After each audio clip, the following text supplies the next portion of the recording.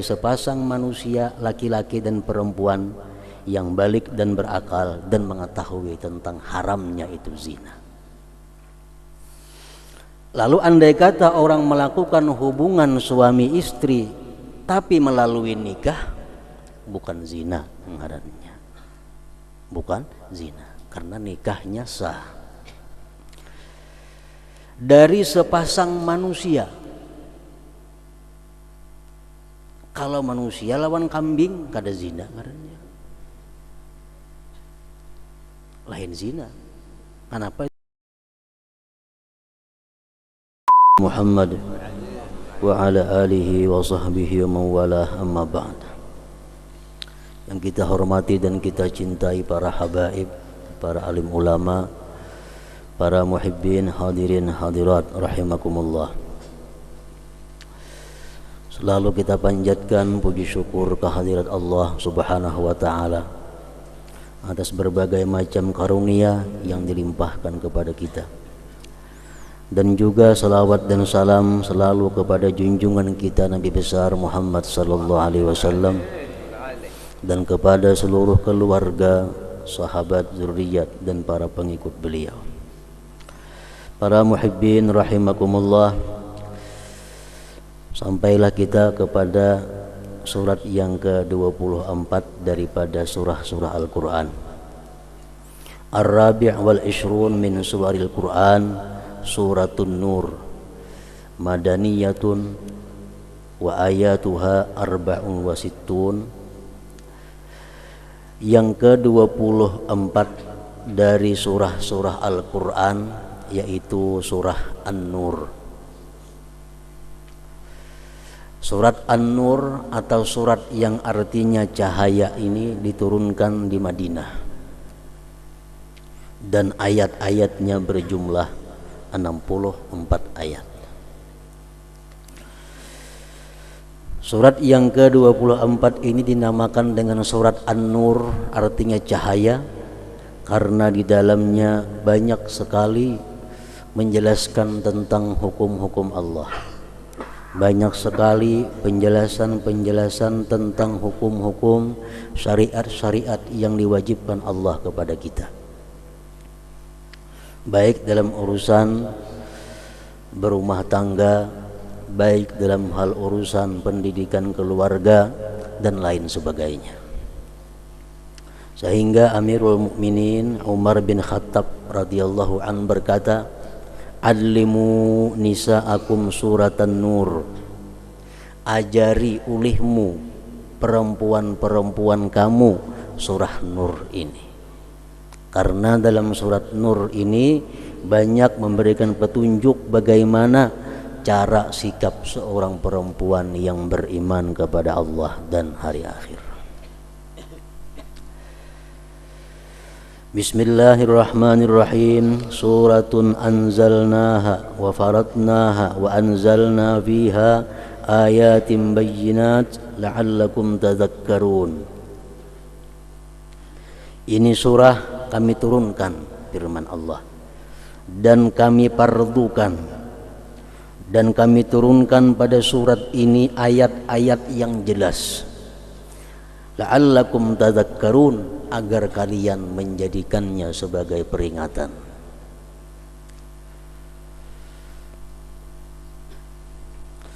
Kemudian ayat yang kedua, az-zaniyatu waz-zani fajlidu kulla wahidin minhuma mi'ata jaldah wa la ta'khudhukum bihima ra'fatun fi dinillah in kuntum tu'minuna billahi wal yawmil akhir wal yashhad 'adzabahuma dha'ifatun minal mu'minin. Ini hukum yang pertama di dalam surat An-Nur ini. Az-zaniyatu, bermula perempuan yang melakukan perzinahan. Waz-zani, dan laki-laki yang melakukan perzinahan. Fajlidu kulla wahidin minhuma mi'ata jaldah. Pukullah mereka itu, pukullah tiap-tiap satu daripada keduanya 100 kali pukulan. cambuklah mereka itu 100 kali cambuk. Wala ta'khudhukum bihi ra'fatun fi dinillah, jangan kamu kasihan dengan keduanya dalam menjalankan agama Allah. Kalau marasnya dipukul, marasnya disiksa, jangan sampai demikian terhadap orang-orang yang melanggar hukum Allah. Karena Allah yang menurunkan hukum ini lebih sayang daripada kita kepada makhluknya. Dan jangan kasihan kamu dengan keduanya dalam menjalankan agama Allah jika kalian beriman dengan Allah dan hari akhir. Dan hendaklah menyaksikan akan pemukulan keduanya itu sekelompok daripada orang-orang yang beriman. Di muka masjid kah, di tengah orang manakah, pokoknya pencambukan itu dilaksanakan di tengah-tengah orang yang beriman. Nah, ini hukum Allah Subhanahu wa ta'ala kepada orang-orang yang melakukan perzinahan tadi.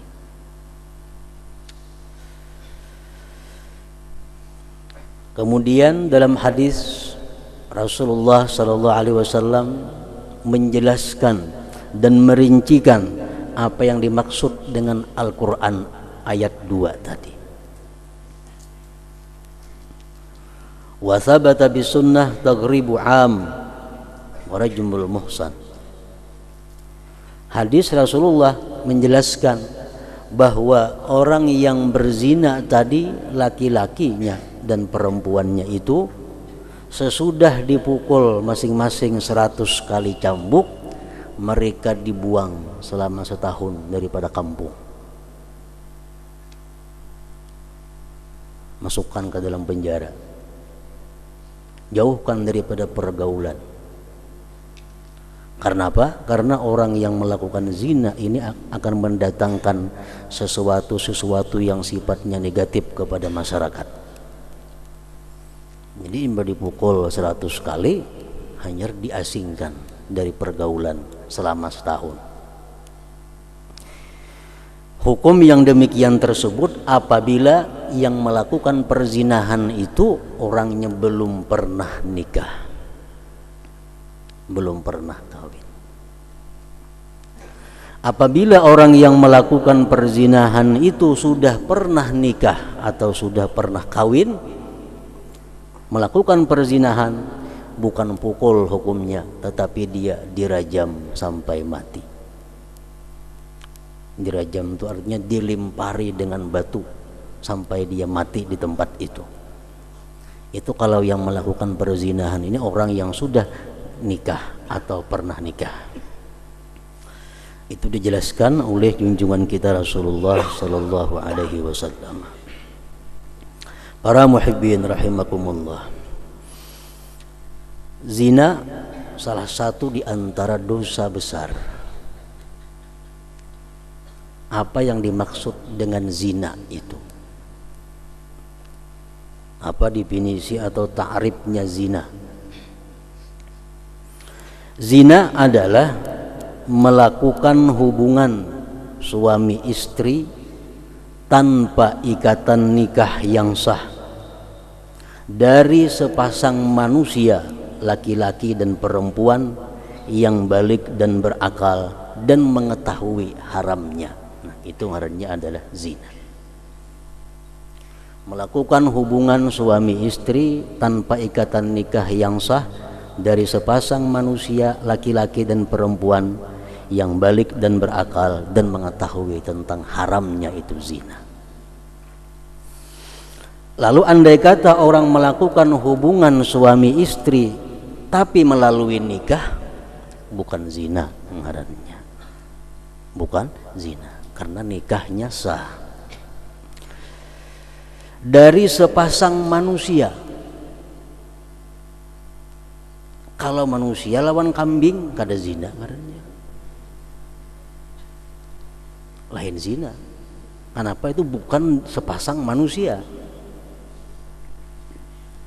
Manusia lawan binatang bukan zina. Namun jangan diartikan itu boleh, kada, tetap dosa besar juga, cuma ngarannya lain zina. Misalnya mantan-mantan kada zina dianggap boleh lawan kambing lah. Nah, kada macam itu. Dosanya besar, tapi ngaran hukumnya itu bukan hukum zina. Laki-laki dan perempuan. Kalau sama laki-laki itu kaum Nabi Lut. Liwat ngarannya hukumnya lain zina. Atau sama-sama perempuan ngarannya sihak hukumnya. Yang balik orangnya, balik berakal. Kalau orang gila kata ada zina bagi orang gila. Dan mengetahui haramnya. Nah, bagi orang-orang yang kada tahu haramnya karena dia hanya masuk Islam, itu bukan dikatakan zina. Para muhibbin rahimakumullah, Allah Subhanahu wa taala berfirman, "Wala taqrabuz zina innahu kana fahishatan wa sa'a sabila." Jangan kamu mendekati zina, karena zina itu adalah sesuatu yang jahat dan sejahat-jahat jalan. Jangankan melakukan zina, mendekati saja dilarang Allah. Kayak apa ngaran mendekati itu? Memandang lawan jenis sudah termasuk mendekati. Bersentuhan dengan lawan jenis yang bukan mahram sudah mendekati, hukumnya haram. Berduaan di satu tempat laki-laki dan perempuan yang bukan mahram, hukumnya haram. Kenapa? Mendekati perzinahan. Wala taqrabuz zina, mendekati saja jangan, apalagi melakukan zina.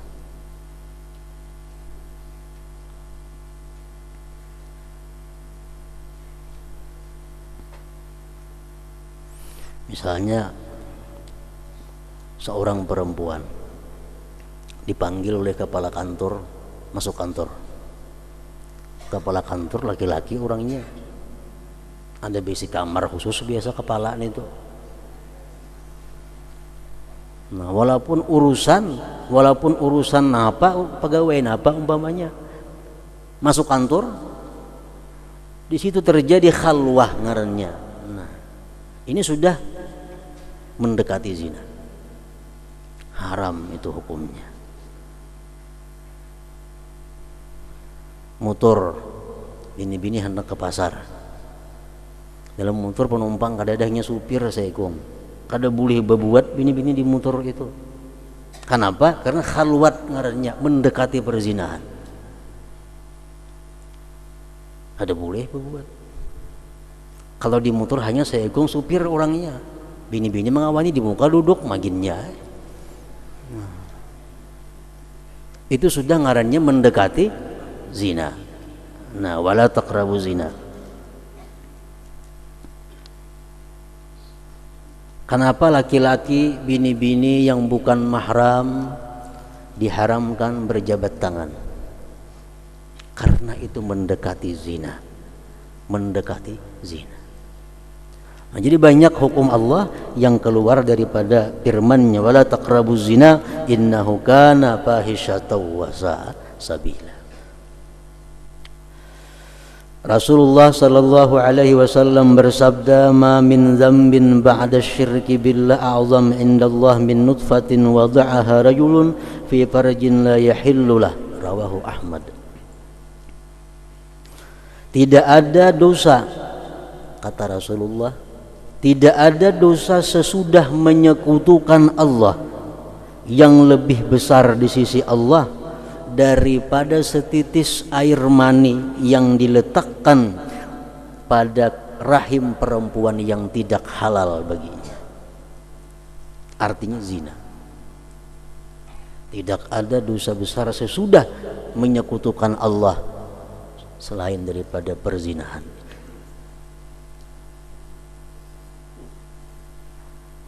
Jadi kalau menurut hadis ini, bahwa dosa besar sesudah syirik menyekutukan Allah adalah zina. Kalau kita mengambil dari hadis ini.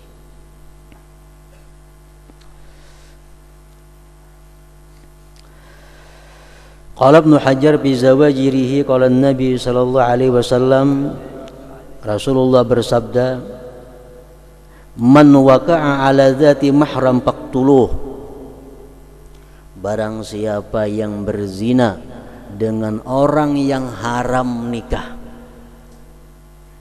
dengan dang sanat, dengan acil, dengan ading, dengan ibu, dengan istri bapak, witan tiri, faqtuluh, bunuh olehmu mereka, bunuh olehmu. Artinya darahnya itu orang sudah tidak ada kehormatan lagi di sisi Allah Subhanahu wa ta'ala.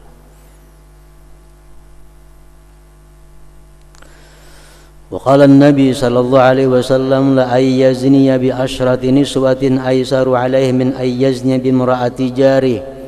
Sungguh bahwa seseorang berzina dengan 10 perempuan lebih inting atasnya daripada bahwa dia berzina dengan istri tetangganya. Bini tetangga, dosa zinahnya besar, lebih inting berzina 10 kali dengan perempuan lain.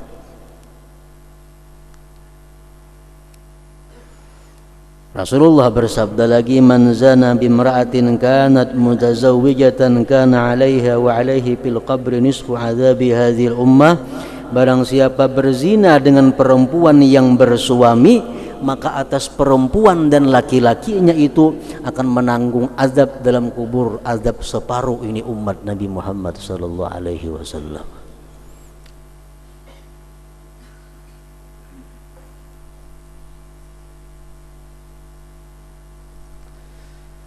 Imam Az-Zahabi mengatakan, a'zamuz zina, paling besar dosa zina itu az-zina bil berzina dengan ibu, wal ukhti, lawan sang sanak, wa mra'atil ab, dengan istri bapak, istri ayah, wa bil maharim, dan dengan orang yang haram nikah. Berzina dengan orang-orang yang haram dinikahi karena keturunan, itu dosanya sangat besar. Wa qala ghairuh, berkata selain Az-Zahabi, az-zina bi ajnabiyyatin la zawja laha azim, berzina dengan perempuan lain yang bukan mahram, yang bukan tetangga, azim, itu dosanya besar. Wa a'zamu minhu, lebih besar daripada itu, bimra'atin laha zauj, berzina dengan perempuan yang punya suami, lebih besar lagi. Wa a'zamu minhu bimra'ati jarih, lebih besar lagi berzina dengan perempuan istri tetangga, lebih ganal lagi dosanya. Wa a'zamu minhu bimahramin, dan lebih besar daripada itu lagi berzina dengan orang yang haram dinikahi. Wa abhasyu minhu, dan lebih jahat daripada yang demikian itu, idza kana fi syahri Ramadan, bila zina dilakukan pada bulan Ramadan, au fil baladil haram, atau di tanah haram, di negeri yang haram. Para muhibbin rahimakumullah, perzinahan, minuman keras, judi, itu merupakan penyakit masyarakat. Artinya masyarakat di mana-mana hal itu mungkin dan bisa terjadi. Dan iblis selalu menggoda, selalu membujuk, merayu agar manusia ini melakukan perzinahan kah, minum arak kah, atau perjudian. Dalam sebuah hadis disebutkan dari Rasulullah sallallahu alaihi wasallam yang artinya bahwa iblis ini kepalanya syaitan. Syaitan itu anak buahnya aja, iblis ini pimpinannya. Iblis mengumpul syaitan-syaitan, dikumpul.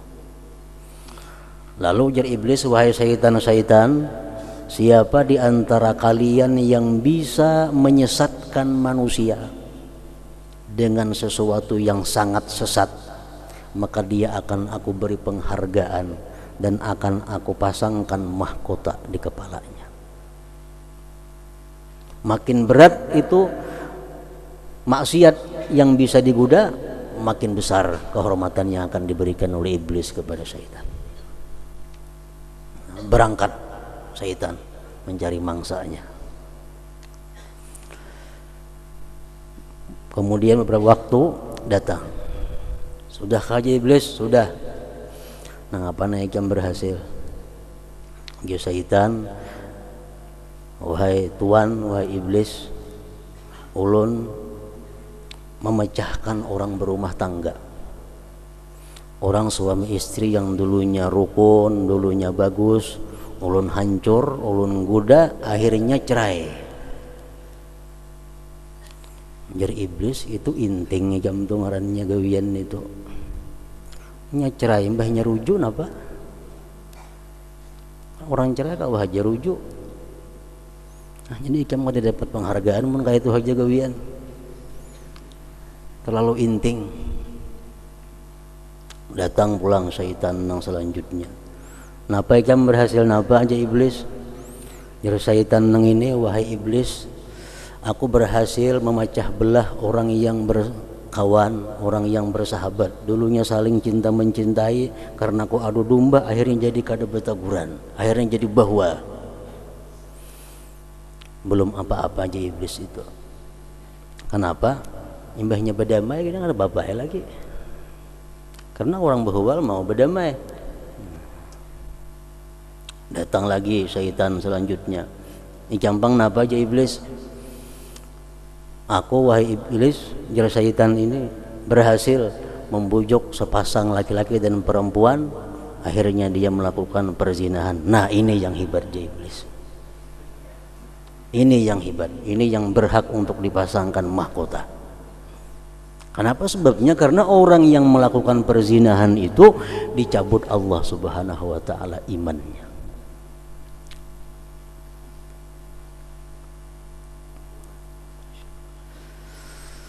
Para muhibbin rahimakumullah. Jadi satu kewajiban bagi kita untuk menjaga, memelihara diri kita pertama daripada perbuatan zina. Kita wajib menjaga, memelihara istri kita jangan sampai melakukan zina. Kita wajib memelihara anak kita jangan sampai melakukan zina. Qu anfusakum wa ahlikum nara. Jaga diri kamu, firman Allah. Jaga anak istri kamu jangan sampai masuk neraka. Salah satunya adalah perbuatan zina yang menyebabkan seseorang masuk ke dalam neraka itu. Dengan apa kita menjaga diri kita daripada zina itu? Pertama, kita jaga diri kita daripada perzinahan dengan taqwiyatul iman, memperkuat iman. Memperkuat iman itu macam apa? Rancak-rancak hadir ke pengajian, banyak-banyak berzikir, cari kawan orang-orang yang saleh. Kada mampan juga bawa kawin, an-nikah untuk menjaga diri daripada zina. Disebutkan pada minggu yang dahulu, kalau orang tuh ada duit, kawa kawin, kada kawa naik haji, mana utama dahulu? Kawin.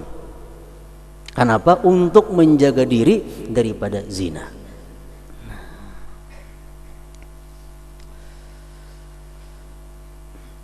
Kemudian kita wajib menjaga istri daripada zina. Kayak apa cara menjaga istri? Pertama, bikasratil ghairah alaiha, dengan banyak cemburu atasnya. Banyak cemburu. Jangan sampai kita tahu atau melihat bini kita ada bapandir berurusan dengan laki-laki lain. Ini ketat. Memperbesar, memperbanyak, mempertinggi tingkat kecemburuan kita kepada istri. Jangan ada kesempatan istri kita untuk berdekatan dengan laki-laki yang bukan mahram.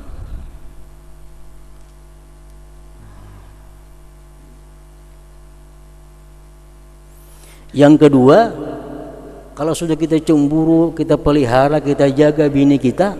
Yang kedua, hifdzu nafsih aniz zina, menjaga dirinya sendiri daripada perzinahan.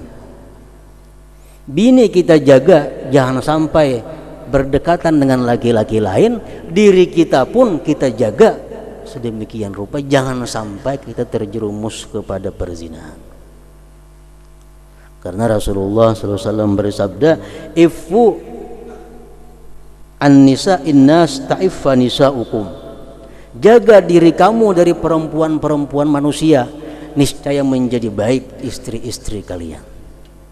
Artinya kalau seorang laki ini berbuat kada baik dengan perempuan-perempuan lain, bini kita pun kayaknya akan dimakan orang juga. Bini kita akan diganggu orang juga. Kalau nang laki katuju mengganggu orang lain, katuju menggoda orang lain, bini kita walaupun kita ketat macam apa, ada kayaknya jalannya. Nah, ifu jar Nabi kita, an-nisa innas ta'iffa nisa'ukum. Kalau kita hendak bini kita jadi baik, baiki diri kita.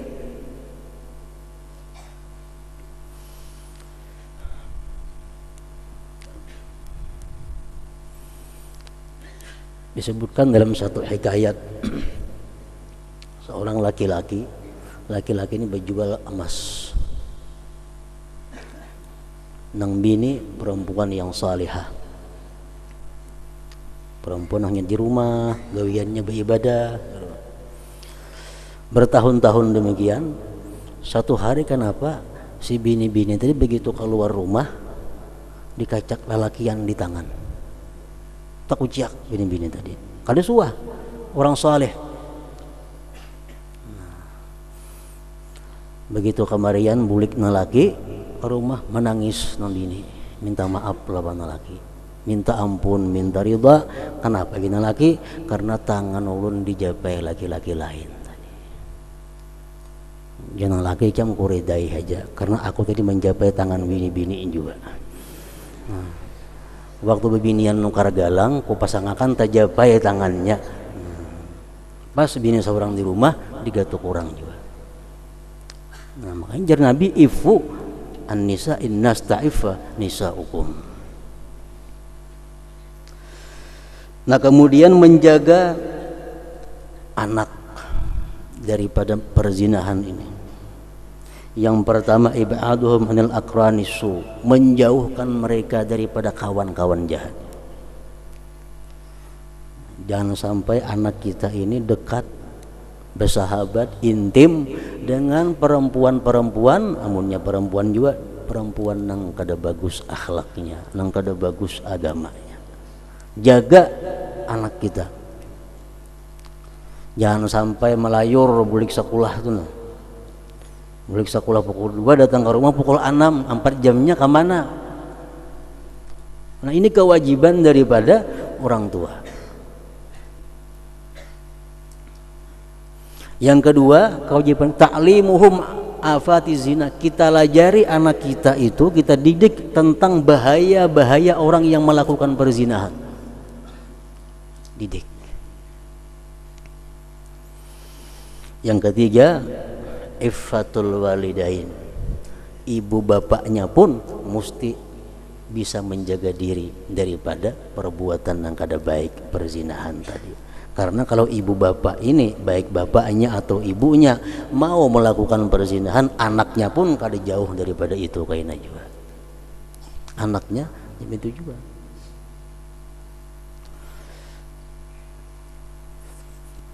Ibnu Hajar Al-Haytami mengutip beberapa hadis Rasulullah yang intinya mengatakan bahwa inna zina lahu thamarat qabihah minha annahu yu'khadhu bimislihi min dzurriyyatiz zani. Zina itu adalah membuahkan sesuatu berbagai macam yang negatif. Di antaranya anak orang yang berzina itu macam itu juga. Kalau kita berzina, anak kita kena itu juga. Ini nang beratnya. Jadi surat An-Nur ayat yang kedua berbicara tentang az-zaniyatu waz-zani fajlidu kulla wahidin minhuma mi'ata jaldah wa la ta'khudhukum bihima ra'fatun fi dinillah in kuntum tu'minuna billahi wal yawmil akhir wa la yashhad 'adzabahuma ta'ifatun minal mu'minin. Perempuan yang berzina dan laki-laki yang berzina. Para ulama tafsir mengatakan kenapa Allah membawa kalimat perempuan yang berzina lebih dahulu daripada laki-laki yang berzina. Az-zaniyatu waz-zani. Perempuan yang berzina dan laki-laki yang berzina. Kenapa Allah mendahulukan perempuan yang berzina? Ulama tafsir banyak mengatakan bahwa itu adalah perzinahan itu adalah timbul, perzinahan itu banyak dikubarkan oleh perempuan. Perzinahan itu banyak digalakkan oleh perempuan. Nah, perempuan-perempuan yang memakai pakaian tidak menutup aurat itu sama dengan bahasa zinahi aku. Sama itu. Perempuan yang berbaju singlet selawar handap. Artinya apa nih itu bahasa isyaratnya? Zinahi aku. Makanya Allah mengatakan az-zaniyatu waz-zani. Urusan zina perempuan lebih banyak saham daripada laki-laki. Para muhibbin rahimakumullah. Kemudian ayat yang ketiga Allah berfirman az-zani la yankihu illa zaniyatan aw musyrikah waz-zaniyatu la yankihuha illa zanin aw musyrik wa hurrima dzalik 'alal mu'minin. Laki-laki yang penzina tidak boleh nikah kecuali perempuan yang penzina juga atau perempuan musyrik musuhnya. Perempuan yang penzina tidak boleh menikahinya kecuali laki-laki penzina juga atau laki-laki musyrik. Wa hurrima dzalik 'alal mu'minin, diharamkan yang demikian itu atas orang beriman. Kita misalnya ambil bini orangnya penzina kada boleh. Mesti orang yang baik juga. Bini-bini nang penzina musuhnya laki-laki nang penzina juga. Sebaliknya macam itu juga. Wa hurrima dzalik 'alal mu'minin, dan diharamkan yang demikian itu atas orang yang beriman. Nah, para ulama tafsir menjelaskan bahwa ayat ini akhirnya hukumnya dinasakh sehingga menjadi makruh seorang laki-laki beriman kawin dengan perempuan yang suka berzina. Dulunya haram, kemudian dirubah oleh Allah menjadi makruh.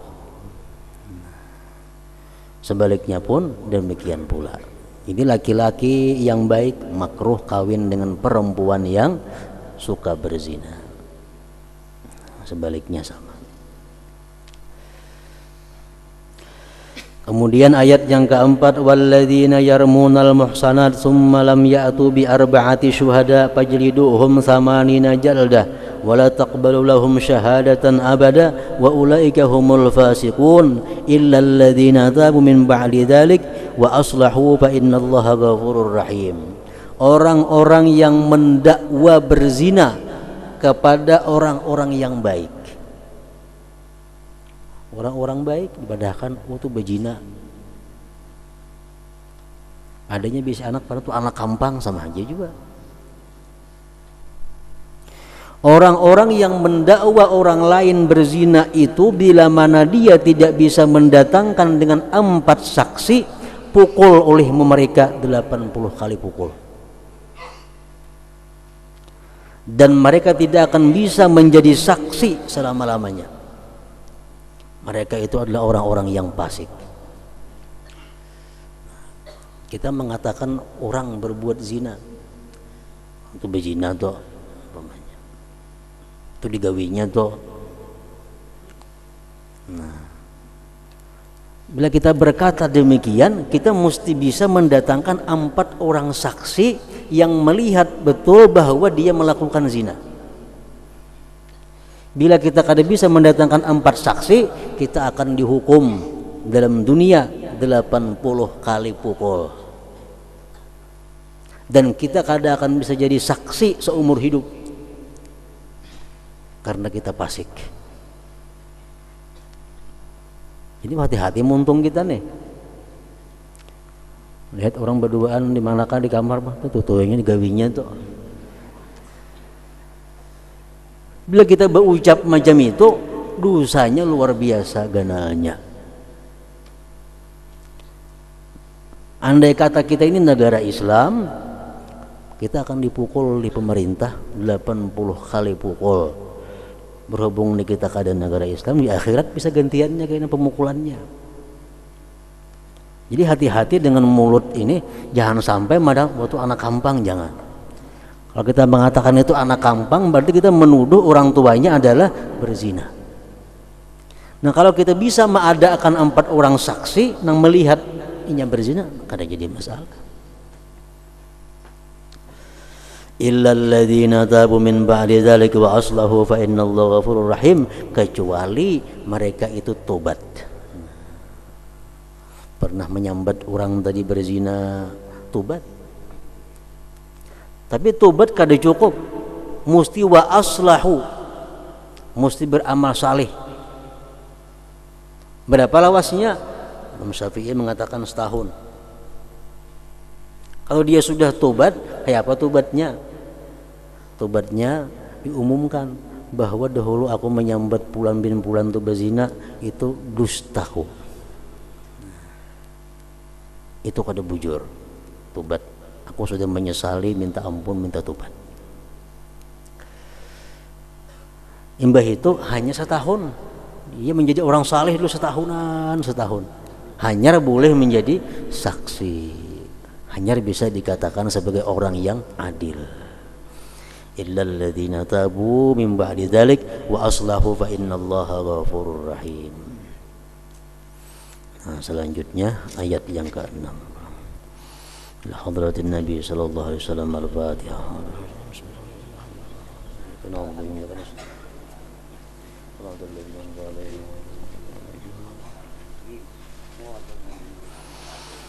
أشهد أن لا إله إلا الله وحده لا شريك له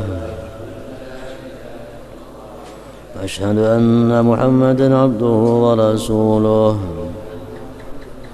لا إله إلا الله نستغفر الله لا إله إلا الله نستغفر الله لا إله إلا الله نستغفر الله لا إله إلا الله ونتوب إلى الله لا إله إلا الله محمد رسول الله صلى الله عليه